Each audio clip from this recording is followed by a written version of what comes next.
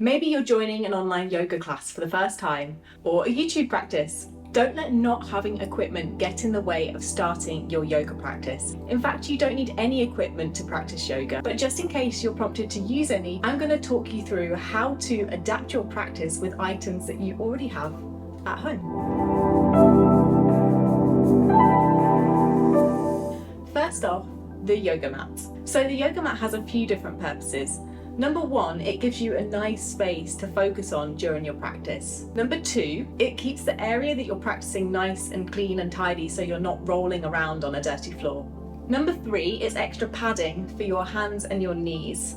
With that in mind, all you really need is an extra layer between you and the ground.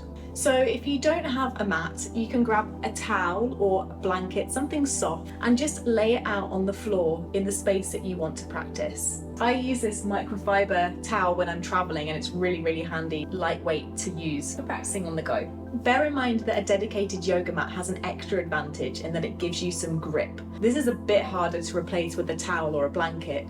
So if you feel like you're moving around or slipping around, just roll your blanket out of the way and then practice directly onto the ground. It's for this reason that if you are going to invest in one bit of equipment for your home practice, make it the yoga mat. See, I'm sitting on a dedicated yoga bolster right now, but you don't need one for yoga or meditation. So if you don't have one, grab some cushions, pillows, stack them up. You can even use the towel that you had as your mat, roll it up and place it underneath your bum. These are going to give you height so that your knees are lower than your hips and help you to sit up straight in meditation. In some practices, blocks can be a really helpful tool to align your spine. And most of the time their purpose is to bring the ground closer to you. So if you don't have any blocks, find 2 even thickness books instead. Make sure that they're the same thickness so you don't end up wonky. It doesn't matter if they're different sizes. The main thing is that you want them to be even on the ground to keep your spine aligned.